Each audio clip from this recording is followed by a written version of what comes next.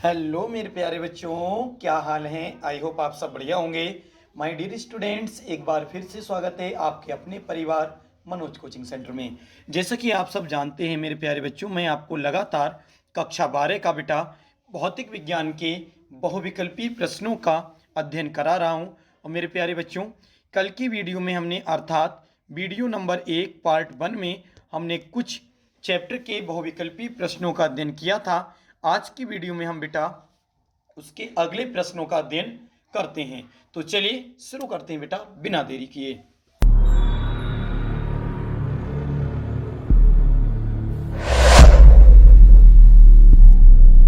देखिए मेरे प्यारे बच्चों, पहला प्रश्न है प्रश्न संख्या 1। विद्युत वाहक बल E का एक सेल प्रतिरोध R के सिरों से जुड़ा है। बेटा विद्युत वाहक बल E है, उसका एक सेल जो है प्रतिरोध R के सिरों से जुड़ा है।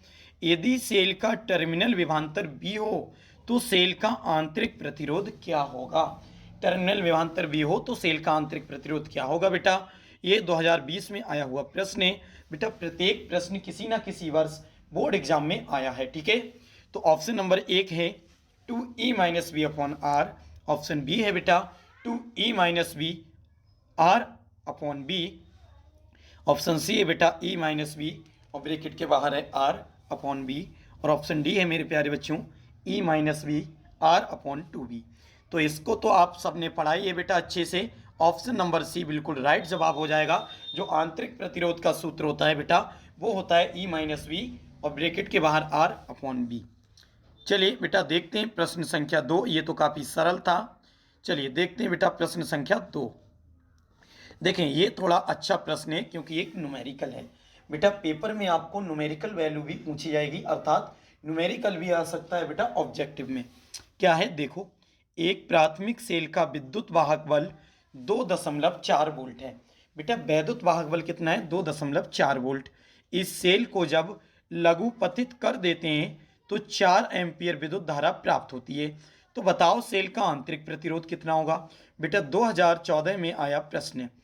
इस प्रकार के सवाल मैंने प्रत्येक आपको करा दिए हैं बेटा, ठीक है। तो हम देख लेते हैं पहले इसका फॉर्मूला क्या होगा। तो बेटा ज़्यादा आपको देखने की आवश्यकता नहीं है, आप सिंपल याद रखें।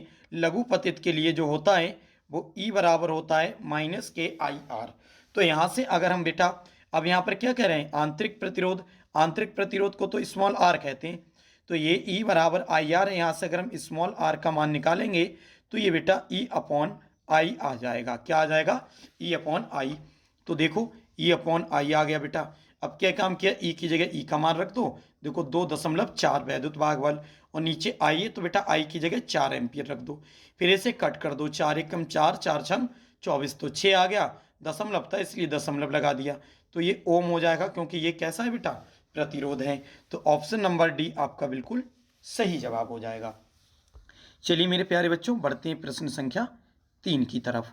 देखो आप देखें बेटा प्रश्न संख्या 3 है 2 एम्पियर की वैद्युत धारा चित्र में प्रदर्शित परिपथ में प्रवाहित हो रही है।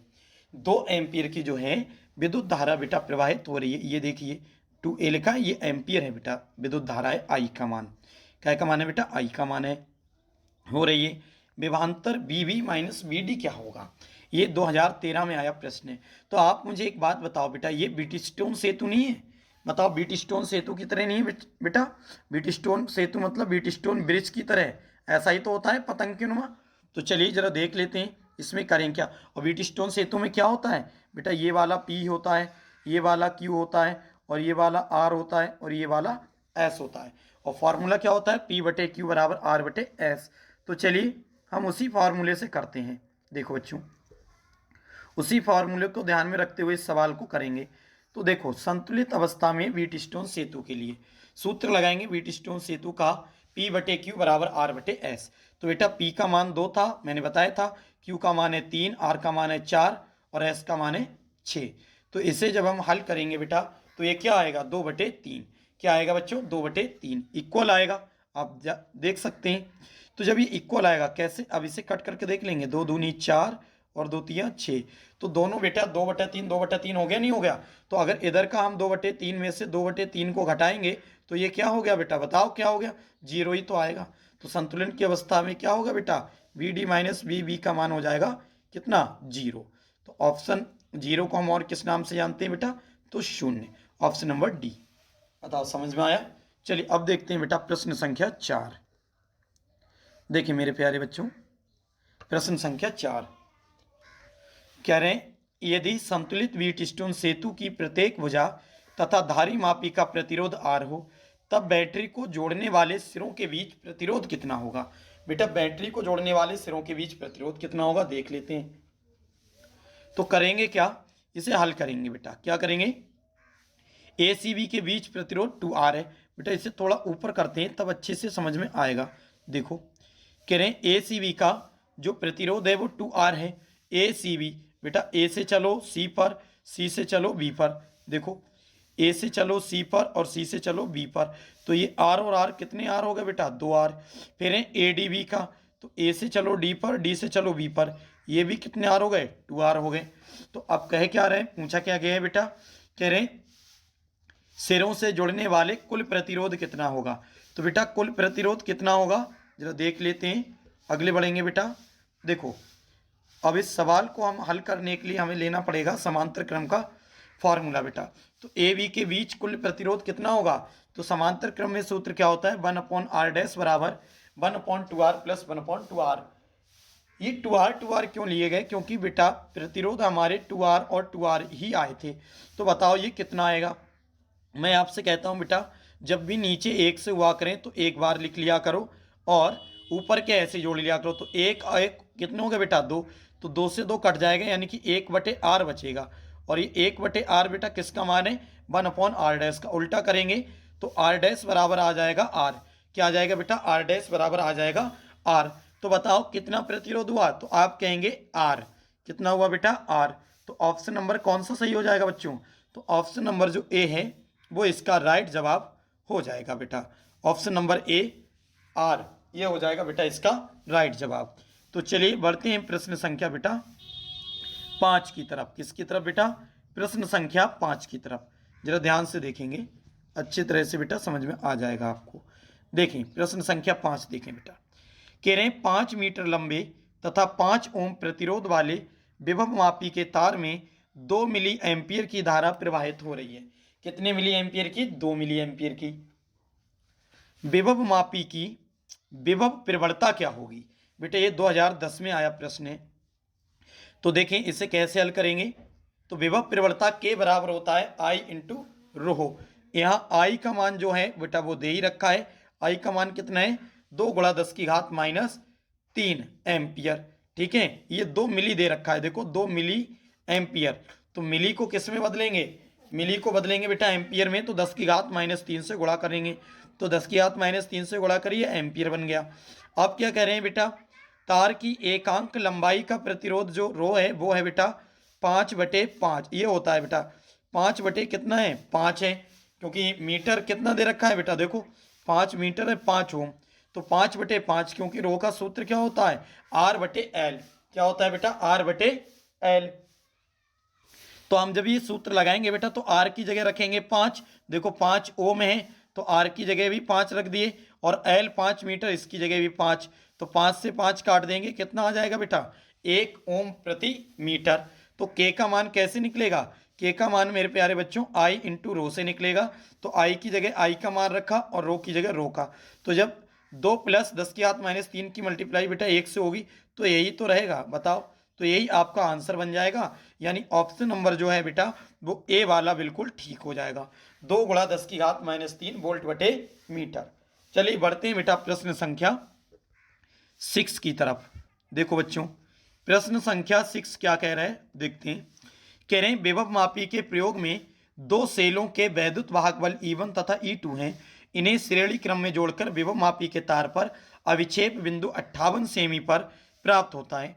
जब E2 वैद्युत वाहक बल वाली सेल की ध्रुवता उलट दी जाती है तब अविक्षेप बिंदु 29 सेमी पर प्राप्त होता है। E/E2 का E1/E2 का अनुपात कितना होगा। और बेटा ये 2016 में आया बेटा प्रश्न है। तो चलिए इसे जरा हल करते हैं, फिर समझ में आएगा। E1/E2 का अनुपात पूछा गया है बेटा। देखिए जब वैद्युत वाहक बल अर्थात श्रेणी क्रम में होता है तो सूत्र क्या लगाते हैं बेटा, E1 प्लस E2 बराबर 58 इंटू के। जब उनकी ध्रुवता उलट दी जाती है तो उलट देने पर क्या हो जाएगा मेरे प्यारे बच्चों, तब हो जाएगा E1 माइनस, इधर तो उलट जाएगा और इधर हो जाएगा 29 इंटू 2।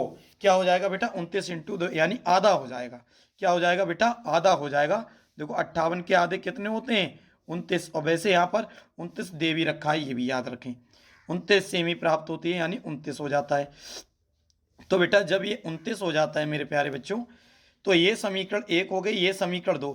समीकरण 1 को समीकरण 2 से भाग देंगे, तो बेटा ये समीकरण 1 है, इसे ऊपर लिखेंगे और ये वाली चीज जो है, ये वाली, ये इसके नीचे, ऐसे यहाँ पर ये ऊपर और ये 29 के नीचे। तो कटेगा क्या बेटा, के से तो के जाएगा कट, ठीक है। बचेगा क्या, इधर बचेगा बेटा E2 प्लस E1 और इसके बटे में क्या बचेगा, E1 माइनस E2। और इधर 58 इधर 2, काटेंगे 29 एकम 29, 29 दूनी 58, तो ऊपर 2 और नीचे 1। तो इनका हम क्या करेंगे, जब इनका रेशियो निकालेंगे तो E1 E2 का क्या आ जाएगा बेटा, 3:3/1। अब अच्छा ये आया कैसे, तो आपको मैं बताऊं बेटा, ऊपर नीचे कंजुगेट से गुणा करके। किससे गुणा करके मेरे प्यारे बच्चों, E1 प्लस E2 और E1 माइनस E2। तो इसका 2/1 आया था ना बेटा, 2/1। तो ये कितना हो जाएगा, ये हो जाएगा 3/1। कितना हो जाएगा बेटा, 3/1। क्योंकि इसका मान क्या समझे आप, मान समझो, E1 प्लस E2 का मान आएगा 2 और E1 माइनस E2 का मान कितना आ गया, 1। अगर इस समीकरण को आप हल करेंगे, E1 प्लस E2 का मान 2 रखेंगे, जैसे अब अलग कर देंगे, E1 प्लस E2 बराबर कितना हो जाएंगे बेटा, 2। और ऐसे E1 माइनस E2 का क्या है, 1। तो E1 माइनस E2 का मान कितना हो जाएगा बेटा, देखो मैं करके दिखा रहा हूँ, इससे पहले थोड़ा रफ करता हूँ।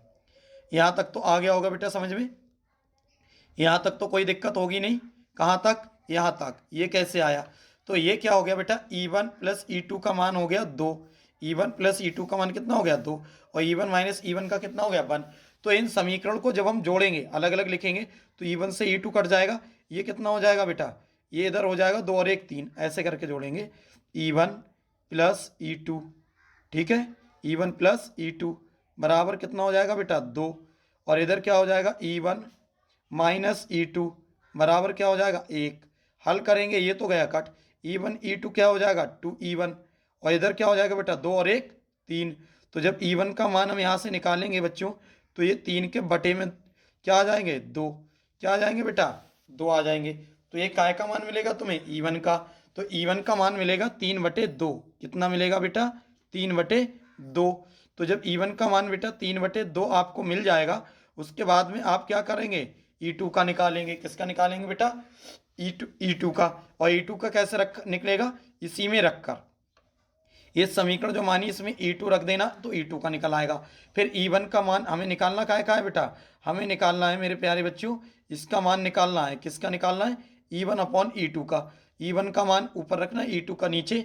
जब आप काटा पीटी करेंगे तो बेटा वो आ जाएगा यही 3:1। क्या आ जाएगा, 3/1। इसका मतलब इसका आंसर हो गया बेटा 3:1। ऑप्शन नंबर 1 बिल्कुल ठीक हो जाएगा। कौन सा बेटा, ऑप्शन नंबर ए वाला। बताओ समझ में आया नहीं आया, आ गया। चलिए पढ़ते हैं अगले। देखो बच्चों, अब बढ़ते हैं बेटा अगले। ये प्रश्न संख्या 1 है, इसका मतलब बेटा आपका चैप्टर चेंज हो गया। चलिए अगला चैप्टर का देखते हैं बेटा। कह रहे हैं प्रश्न 1 है, चुंबकीय क्षेत्र का मात्रक क्या है। चुंबकीय क्षेत्र का मात्रक क्या है, और ऑप्शन बेटा दे रखे हैं आपके पास 4।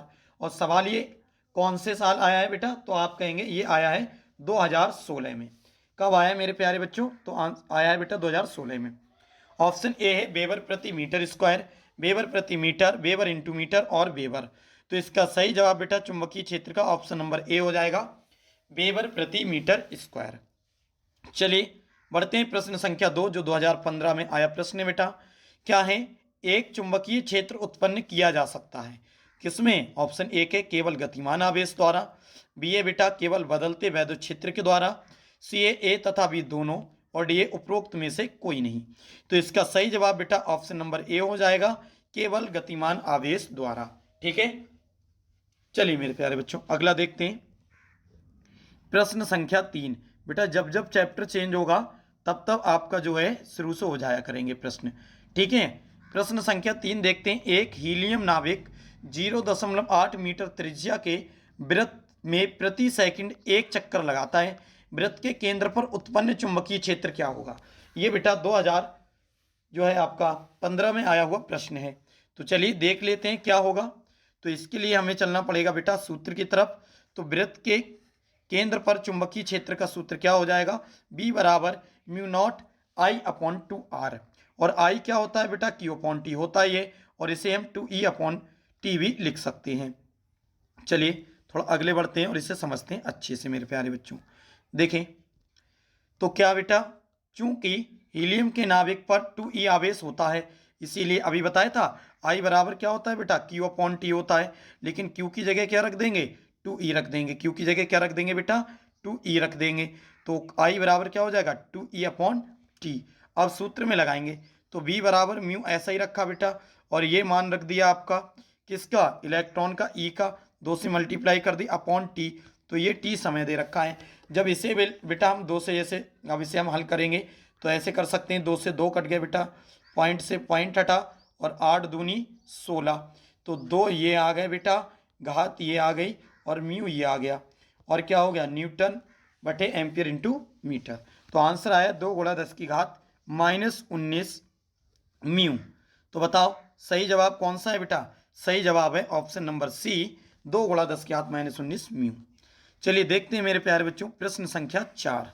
देखें प्रश्न संख्या 4 है बच्चों, धारावाही चालक के चारों ओर उत्पन्न क्षेत्र क्या होता है। धारावाही चालक के चारों ओर उत्पन्न क्षेत्र क्या होता है। ऑप्शन ए है बेटा केवल वैद्युत क्षेत्र, बी है केवल चुंबकीय क्षेत्र, सी है वैद्युत तथा चुंबकीय क्षेत्र दोनों, और डी है ना तो वैद्युत क्षेत्र और ना ही चुंबकीय क्षेत्र। तो इसका सही जवाब मेरे प्यारे बच्चों ऑप्शन नंबर बी होगा, केवल चुंबकीय क्षेत्र ही धारावाही चालक के चारों ओर उत्पन्न क्षेत्र होता है। चलिए बढ़ते हैं बेटा प्रश्न संख्या 5 की तरफ, और ये प्रश्न संख्या जो 5 है ना, इसे बहुत मोस्ट इंपॉर्टेंट लगा लें बेटा, वेरी इंपॉर्टेंट लगा लें प्रश्न संख्या 5 को। अनेक बार पूछा हुआ प्रश्न है बेटा, इसे हल्के में ना लें, ठीक है। क्या है बेटा, 5वां प्रश्न है, कह रहे म्यू नॉट एप्सिलॉन नॉट की पावर -1/2 उसका मान क्या होता है। तो मुझे एक बात बताओ, अगर आपने पढ़ा हो तो देखो आंसर देखते हैं। म्यू नॉट एप्सिलॉन नॉट की पावर -1/2 का मान प्रकाश के वेग के बराबर होता है, अर्थात इसका मान 3 गुणा 10 की घात 8 मीटर प्रति सेकंड होगा। अगर ये फॉर्मूला आपने पढ़ा है तो बेटा आपने पढ़ा होगा कि रूट का आता है बेटा, क्या आता है, रूट में क्या आता है, म्यू नॉट एप्सिलॉन नॉट बटे में, यही तो सूत्र होता है। तो बताओ इस पे अगर हम रूट हटाकर इसकी पावर 1/2 लगा सकते हैं, और जब ये ऊपर जाएगा तो ये माइनस में हो जाएगा, तो ये सी का ही तो मान बन गया बेटा। और जब ये सी का मान बन गया तो इसका मान जो है वो सी के मान के बराबर होगा, और सी क्या है, निर्वात में प्रकाश की चाल, अर्थात ऑप्शन नंबर बी बिल्कुल ठीक हो जाएगा, 3 गुणा 10 की घात 8 मीटर बटे सेकंड। बताओ बच्चों, चलिए बढ़ते हैं बेटा प्रश्न संख्या 6 की तरफ। देखें बच्चों प्रश्न संख्या 6, एक इलेक्ट्रॉन तथा एक प्रोटॉन जिसकी गतिज ऊर्जाएं समान हैं, एक समान चुंबकीय क्षेत्र के लंबवत प्रक्षेपित किया जाता है, पथ की त्रिज्या क्या होगी। 2013 में आया प्रश्न है बेटा। ऑप्शन ए है प्रोटॉन के लिए अधिक, बी है बेटा इलेक्ट्रॉन के लिए अधिक, सी है दोनों पथ समान वक्रीय होंगे, और डी है दोनों के पथ सरल रेखीय होंगे। तो इसका सही जवाब मेरे प्यारे बच्चों ऑप्शन नंबर ए हो जाएगा, प्रोटीन के लिए अधिक, ठीक है। चलिए बढ़ते हैं बेटा प्रश्न संख्या 7 की तरफ। देखिए बच्चों प्रश्न संख्या 7 है, ध्यान से समझें बेटा, सवाल अच्छे हैं तो इसीलिए अच्छे से देखें। प्रश्न संख्या 7 है मेरे प्यारे बच्चों, यदि आवेशित कण का वेग 2 गुना तथा चुंबकीय क्षेत्र का मान आधा कर दिया जाए तो आवेश के मार्ग की त्रिज्या क्या होगी। ये 2014 में आया हुआ प्रश्न है। तो बेटा देखते हैं, प्रथम स्थिति में जो पथ की त्रिज्या होगी वो r बराबर mv/qv, और द्वितीय स्थिति में जो पथ की त्रिज्या होगी वो सभी पे डैश लगा दो। क्या लगा दो बेटा, डैश लगा दो। तो क्या करते हैं, m गुणा 2v अपॉन q गुणा v अपॉन 2, तो इसका मान कितना आ जाएगा बेटा, 4r। क्या हो जाएगा, 4r। और जब ये 4r हो जाएगा इसे हल करना पड़ेगा बेटा, इसे आपको करना पड़ेगा हल। क्या करना पड़ेगा बेटा, हल करना पड़ेगा, और हल जब आप करेंगे तो आएगा 4r। अब त्रिज्या पूछिए तो त्रिज्या को r हटा दो, बचा क्या 4, तो ये कितनी गुनी होगी बेटा, 4 गुनी होगी। कितनी गुनी होगी, 4 गुनी। चलिए बढ़ते हैं बेटा अगले। देखें अगले देखते हैं मेरे प्यारे बच्चों, थोड़ा इसे ऊपर करते हैं जिससे अच्छी तरह ये पूरा दिखने लगेगा। देखो बच्चों ध्यान से समझें। प्रश्न है 8वां, एक प्रोटॉन व एक अल्फा कण समान वेग से एक समान चुंबकीय क्षेत्र में लंबवत प्रवेश करते हैं। कैसे प्रवेश करते हैं? लंबवत। यदि उनके परिक्रमण काल क्रमशः T1 व T2 हो तब होगा क्या? तो देख लेते हैं। तो परिक्रमण काल का सूत्र आप जानते हैं, T बराबर होता है 2πm/QV। तो T1 का मान ये हो जाएगा बेटा, T2 का ये हो जाएगा। ठीक है, अब देख लेते हैं। तो इनको जब हम T2 से T1 के लिए बेटा भाग देंगे, T1 का मान ऊपर रखेंगे और T1 को ऊपर रखेंगे और T2 को इसके नीचे, तो ये ऊपर आ जाएगा बेटा, ये वाला कहाँ जाएगा? ऊपर आ जाएगा। और ये कहाँ जाएगा? नीचे। सब कट जाएंगे बेटा, यही बचेगा। तो ऐसे हम सही करेंगे तो नीचे को उल्टे हो जाएंगे। तो ये सब काटा पीटी करके बेटा आंसर कितना आएगा? 1/2। कितना आएगा बेटा? 1/2। तो ऑप्शन नंबर सी बिल्कुल राइट हो जाएगा। T1/T2 बराबर 1/2। इसे आप अच्छी तरह से कॉपी पे हल करेंगे तो सब हो जाएगा। ठीक है बच्चों, चलिए बढ़ते हैं बेटा प्रश्न संख्या 9 की तरफ। देखें बच्चों प्रश्न संख्या 9 को भी जान ले क्या है ये और क्या करना है इसमें। देखो बच्चों प्रश्न संख्या 9 समझेंगे। प्रश्न 9 है, 1 मीटर की दूरी पर स्थित दो समांतर तारों में क्रमशः 1 एम्पियर तथा 3 एम्पियर की धाराएं एक दूसरे से विपरीत दिशाओं में प्रवाहित हो रही हैं। दोनों तारों के प्रति मीटर लंबाई पर आयोजित बल क्या होगा? बेटा 2016 में आया प्रश्न है, तो इससे पहले हल करेंगे तभी तो बेटा आंसर आ पाएगा। तो चलिए इसे हल करते हैं जरा। प्रति मीटर, हाँ आयोजित बल पूछा है बेटा, ठीक है, और प्रति मीटर लंबाई में मैंने आपको कराया भी है।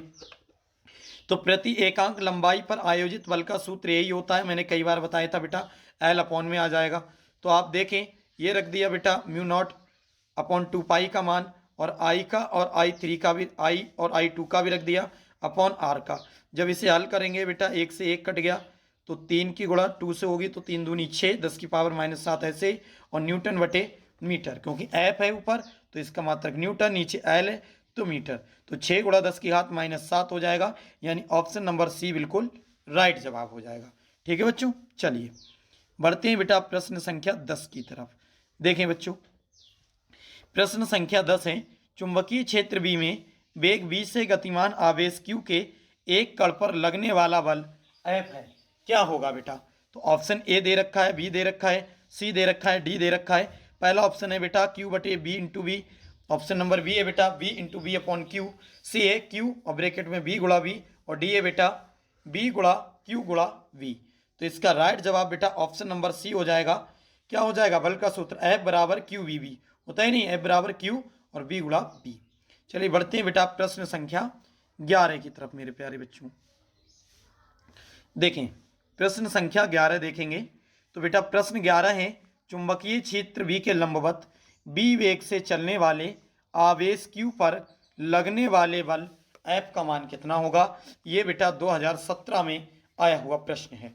तो पहला है बेटा F बराबर QVB, दूसरा है बेटा F बराबर QV/V, और सी है ऑप्शन F बराबर QV/V, डी है बेटा F बराबर BV/Q। तो इसका राइट जवाब ऑप्शन नंबर ए हो जाएगा मेरे प्यारे बच्चों, F बराबर QVB। चलिए बढ़ते हैं बच्चों प्रश्न संख्या 12 की तरफ, जरा ध्यान दें प्रश्न संख्या 12 की तरफ। तो बेटा प्रश्न संख्या 12 है, समांग चुंबकीय क्षेत्र बी में, समांग चुंबकीय क्षेत्र बी में एक इलेक्ट्रॉन आवेश नियत वेग बी से चुंबकीय क्षेत्र के समांतर गमन करता है, इलेक्ट्रॉन पर लगने वाला बल कितना होगा? ये बेटा 2014 में आया हुआ प्रश्न है। ऑप्शन हो जाएगा BEV, ऑप्शन बी है बेटा BE/V, सी हो जाएगा V/EV, और डी हो जाएगा बेटा 0। तो ऑप्शन नंबर डी बिल्कुल ठीक हो जाएगा बेटा 0। क्या हो जाएगा? 0। समांतर है, थीटा का मान क्या होगा? 0, और फॉर्मूला क्या होता है बेटा? F बराबर QVB sin थीटा। तो 0 रखेंगे साइन 0 की जगह, थीटा की जगह 0 रखेंगे तो हो जाएगा साइन 0, और साइन 0 का मान 0, यानी कि सब 0 हो जाएगा बेटा। ठीक है, चलिए बढ़ते हैं मेरे प्यारे बच्चों क्वेश्चन संख्या 13 की तरफ, ध्यान से देखेंगे। प्रश्न संख्या 13 है मेरे प्यारे बच्चों, किसी एक समान चुंबकीय क्षेत्र में एक इलेक्ट्रॉन अथवा आवेशित कण क्षेत्र के लंबवत प्रवेश करता है, इलेक्ट्रॉन का पथ कैसा होगा? तो बेटा ऑप्शन ए है दीर्घवृत्तीय, बी है वृत्ताकार, सी है परवलयकार और डी है बेटा रेखीय। तो इसका सही जवाब होगा बेटा वृत्ताकार। कैसा होगा? वृत्ताकार। चलिए बढ़ते हैं बेटा प्रश्न संख्या 14 की तरफ। 14वां प्रश्न है बच्चों, एम द्रव्यमान का कण जिस पर आवेश क्यू है। कोई कण है एम द्रव्यमान का जिस पर आवेश कैसा है? क्यू है। एक समान चुंबकीय क्षेत्र बी के लंबवत वेग बी से प्रविष्ट करता है। इसके पथ की त्रिज्या क्या होगी? बच्चों इसके पथ की त्रिज्या क्या होगी? 2014 में आया प्रश्न है। तो ऑप्शन है बेटा पहला एम बटे क्यू वी, ऑप्शन बी है एम बटे क्यू वी बी, सी है बेटा 2m बटे वी बी और डी है एम बी बटे क्यू बी। तो इसका राइट जवाब मेरे प्यारे बच्चों ऑप्शन नंबर डी हो जाएगा, एम बी बटे क्यू बी। चलिए बेटा बढ़ते हैं नेक्स्ट प्रश्न की तरफ। तो मेरे प्यारे बच्चों आप देख रहे हैं कि फिर से सब प्रश्न संख्या पहला शुरू हो गया। इसका मतलब अब आपका नेक्स्ट चैप्टर शुरू हो चुका है बेटा। जब भी एक से शुरू होंगे तो आप समझ लेना आपका नेक्स्ट चैप्टर जो है बेटा वो शुरू हो चुका है। कौन सा चैप्टर शुरू हो चुका है बेटा? Next chapter. तो चलिए देखते हैं इसके प्रश्न। देखें बच्चों, तो आप देखेंगे इसमें पहला प्रश्न है 25 ओम प्रतिरोध का एक धारामापी 40 मिली एम्पियर के धारा के लिए पूर्ण स्केल विक्षेप देता है। इसे 100 वोल्ट परास के वोल्ट मीटर में परिवर्तित करने के लिए आवश्यक श्रेणी प्रतिरोध कितना होगा? ये 2017 में आया प्रश्न है। तो देखते हैं बेटा इसे हल करना पड़ेगा। 100 वोल्ट परास के वोल्ट मीटर में परिवर्तित करने के लिए प्रतिरोध जो होता है बेटा फॉर्मूला लगाएंगे R बराबर बी अपॉन आई माइनस के आर ए। तो लगा दो मान, ऊपर है बेटा बी कितना है? 100 वोल्ट। तो बी की जगह रख दिया बेटा 100, ये देखिए ये रख दिया बेटा बी की जगह 100। आई है कितनी? 10 मिली एम्पियर। तो 10 गुणा 10 की घात माइनस 3 मिली में है ना, तो मिली को जब बदलेंगे एम्पियर में तो 10 की घात माइनस 3 से मल्टीप्लाई करेंगे। तो ये हो गया आई का। फिर है आर ए का मान कितना है बेटा? देखो 25 ओम, तो 25 कर दिया। और इसे जब हम कैलकुलेट करेंगे मेरे प्यारे बच्चों, तो ये कैलकुलेट करके जो बनेगा आप इसे कॉपी पे अच्छे से कर लें। ये एक से एक काटेंगे, ऊपर 10 बचेगा। जब ये 3 घात ऊपर जाएगी तो घात हो जाएगी ऊपर 4। कितनी हो जाएगी बेटा? 4 हो जाएगी। और इसमें से जब 25 घटाएंगे तो बचेगा 9975 ओम। तो यही आपका जवाब बिल्कुल राइट होगा, ऑप्शन नंबर ए 9975 ओम। चलिए बढ़ते हैं बच्चों प्रश्न संख्या 2 की तरफ। देखें बच्चों प्रश्न संख्या 2, देखिए प्रश्न संख्या 2 है निम्नलिखित में से किस मीटर का प्रतिरोध उच्चतम होता है? निम्नलिखित में से किस मीटर का प्रतिरोध उच्चतम होता है, यानी ज़्यादा से ज़्यादा? ये 2014 में आया प्रश्न है। ऑप्शन ए है अमीटर, बी है गैल्वेनोमीटर, सी है वोल्टमीटर और डी है बेटा मिली अमीटर। तो प्रश्न संख्या 2 का राइट जवाब ऑप्शन नंबर सी हो जाएगा, वोल्ट अमीटर। ठीक है बेटा। चलिए देखते हैं बेटा प्रश्न संख्या 3, एल लंबाई के एक स्टील का तार चुंबकीय आघूर्ण एम है। इसे अर्धवृत्ताकार चाप में मोड़ा जाता है। नया चुंबकीय आघूर्ण कितना होगा? ये 2013 में आया प्रश्न है बेटा। ऑप्शन ए है एम, बी है बेटा एम गुणा 2L, ऑप्शन सी है एम अपॉन एल और डी है 2m अपॉन पाई। तो इसका राइट जवाब ऑप्शन नंबर डी हो जाएगा मेरे प्यारे बच्चों, 2m बटे पाई। चलिए बढ़ते हैं बेटा प्रश्न संख्या 4 की तरफ मेरे प्यारे बच्चों। किसकी तरफ? 4 की तरफ। देखें प्रश्न संख्या 4 देखें बच्चों, कह रहे हैं एल मीटर लंबाई के एक चालक तार को वृत्ताकार लूप में मोड़ दिया जाता है। बेटा कोई एल मीटर लंबाई का एक तार है, उसे वृत्ताकार बना दिया तथा आई एम्पियर की धारा प्रवाहित भी कर दी। लूप का चुंबकीय आघूर्ण कितना होगा? 2011 और 2010 में आया बेटा प्रश्न है। देखते हैं बेटा। तो कह रहे हैं जब तार को आर त्रिज्या के लूप में मोड़ा जाएगा तो आर एल का मान हो जाएगा 2 पाई आर। पर्दी बन जाएगी गोल।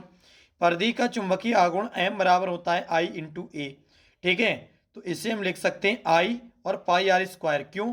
क्योंकि आई ऐसे ही रखा, ए है एरिया, और जब गोल बनेगा तो बनेगा वृत्त। तो वृत्त का सूत्र होता है एरिया का पाई आर स्क्वायर। तो आई तो ऐसे ही रखा, पाई ऐसे ही रखा, अब है आर स्क्वायर। आर का मान यहाँ से अगर हम निकालेंगे तो बेटा एल, ये एल दे रखा है, एल के बटे में 2 पाई आ जाएगा, नहीं आ जाएगा? तो 2 पाई रख दो उसका स्क्वायर। तो ऐसे जब सॉल्व करेंगे बेटा तो आएगा आई एल स्क्वायर अपॉन 4 पाई, यानी ऑप्शन नंबर ए। आगे बेटा समझ में? चलिए बढ़ते हैं मेरे प्यारे बच्चों अगले। इसे कॉपी पे सॉल्व कर लेना, हो जाएगा बेटा एक ही बार में। ठीक है, चलिए पांचवा प्रश्न देखते हैं बच्चों। पांचवा प्रश्न है, एक वृत्तीय धारा लूप का चुंबकीय द्विध्रुव आघूर्ण m है। यदि धारा लूप की त्रिज्या आधी कर दें तो चुंबकीय आघूर्ण कितना हो जाएगा। 2014 में आया प्रश्न है। वही केस बेटा, द्विध्रुव आघूर्ण m बराबर क्या होता है, आई ए, और a हटेगा पाई आर स्क्वायर लगेगा। तो जब त्रिज्या आधी कर दी जाए तो m dash I dash A dash, तो त्रिज्या भी आधी होगी, तो m डैश बराबर क्या हो जाएगा, आई इंटू पाई आर स्क्वायर बटे 4, क्योंकि r डैश का मान कितना है, r बटे r बटे 2। तो बेटा इसमें जब हम मान रखेंगे तो ये आ जाएगा आई ए बटे 4, यानी कि m बटे 4, m बटे 4, क्योंकि ये मान किसका है बेटा, m का है। m का मान कितना निकाला था, पहले ही निकाल लिया था, क्या होता है बेटा, आई ए का मान कितना है बेटा, m, तो ये आई ए आ रहा था, यहाँ पर m लिख देंगे बटे 4। तो ऑप्शन नंबर सी आपका जवाब बिल्कुल ठीक हो जाएगा। इसे जब आप कॉपी पे रख के हल करेंगे एक ही बार में बेटा आसानी से आ जाएगा, और वैसे मैं यहाँ समझा रहा हूँ तो ये भी आपको समझ में आता होगा। चलिए बढ़ते हैं बेटा प्रश्न संख्या 6 की तरफ। देखिए बेटा ध्यान से, प्रश्न संख्या 6 कह रहे हैं, यदि किसी ए क्षेत्रफल वाली कुंडली में धारा I बह रही है और फेरों की संख्या n है, तब कुंडली का चुंबकीय आघूर्ण m होगा। कितना होगा, तो बेटा इन फॉर्मूलों को आपको ध्यान रखना होगा। जब कुंडली में लगने वाला चुंबकीय आघूर्ण जो है वो m बराबर आई ए होता है। यदि कुंडली में n फेरें तो कुंडली में लगने वाला आघूर्ण क्या हो जाएगा, n से और ज़्यादा मल्टीप्लाई हो जाएगी, तो आघूर्ण कितना हो जाएगा, एन आई ए, यानी ऑप्शन नंबर ए बिल्कुल ठीक हो जाएगा बेटा। m तो आघूर्ण है इसलिए m नहीं होगा ऑप्शन में। ठीक है, चलिए बेटा बढ़ते हैं अगले। देखिए मेरे प्यारे बच्चों, अगला प्रश्न है प्रश्न संख्या 1। देखो फिर से अब नया चैप्टर शुरू हो गया मेरे प्यारे बच्चों, और ये प्रश्न जो है बेटा आपको सभी देखना पड़ेंगे, क्योंकि सभी प्रश्न मोस्ट इंपॉर्टेंट है, पता नहीं कौन सा आ जाए। तो पहला प्रश्न है, चुंबकीय याम्योत्तर तथा भौगोलिक याम्योत्तर के बीच के कोण को कहते क्या है बेटा। चुंबकीय याम्योत्तर तथा भौगोलिक याम्योत्तर के बीच के कोण को क्या कहते हैं। 2013 में आया प्रश्न है बेटा। तो ऑप्शन नंबर ए के नति कोण, बी है बेटा द्विपात कोण, सी है ध्रुवण कोण, और डी है बेटा क्रांतिक कोण। तो क्या कहलाता है, तो ऑप्शन नंबर बी द्विपात कोण कहलाता है। चुंबकीय याम्योत्तर तथा भौगोलिक याम्योत्तर के बीच का कोण द्विपात कोण कहलाता है। चलिए बच्चों देखते हैं प्रश्न संख्या 2। देखें प्रश्न संख्या 2 है, एक स्थान पर नति कोण 30 डिग्री है। यदि पृथ्वी के चुंबकीय क्षेत्र का क्षैतिज घटक h हो तो संपूर्ण चुंबकीय क्षेत्र की तीव्रता कितनी हो जाएगी। ये बेटा 2012-2005 में आया प्रश्न है। तो अगर नति कोण 30 हो तो इसे सॉल्व कर लेते हैं, चुटकियों में मिल जाएगा। दिया है नति कोण यानी थीटा का मान 30 डिग्री, और चुंबकीय क्षेत्र का क्षैतिज घटक क्या होता है बेटा, H बराबर बी अपॉन कॉस थीटा। तो चुंबकीय क्षेत्र की तीव्रता यानी बी क्या है, तीव्रता, तो बी का मान निकालेंगे तो बेटा जो कॉस थीटा है वो इसके बटे में आ जाएगा, नहीं आ जाएगा, बताओ आ जाएगा। तो कॉस थीटा को हम बटे में कर देते हैं, यानी सूत्र बन गया बी बराबर एच बटे कॉस थीटा। तो बेटा एच तो ऐसे ही रखेंगे, और कॉस और थीटा की जगह, ये थीटा इसकी जगह क्या कर देंगे 30। देखो थीटा का मान कितना है बेटा 30 कर दिया। एच ऐसी रखा, कॉस 30 का मान कितना होता है रूट के 3/2। तो इसमें होगा क्या, ये दो जो है ये बेटा सबसे ऊपर चले जाएंगे, तो ऊपर हो जाएगा 2h, नीचे हो जाएगा रूट के 3, अर्थात ऑप्शन नंबर बी बिल्कुल ठीक हो जाएगा। बताओ मेरे प्यारे बच्चों, ऑप्शन नंबर बी 2h बटे रूट के 3 बिल्कुल राइट जवाब। चलिए बढ़ते हैं बेटा क्वेश्चन संख्या 3 की तरफ। कौन से बेटा, क्वेश्चन संख्या 3 की तरफ। प्रश्न संख्या 3 है, हेनरी मीटर मात्रक है। हेनरी अपॉन मीटर जो मात्रक है वो बेटा किसका है। तो ऑप्शन ए है वैद्युतशीलता का, ऑप्शन बी है चुंबकशीलता का, ऑप्शन सी है बेटा परावैद्युतांक का, और ऑप्शन डी है स्वप्रेरकत्व का।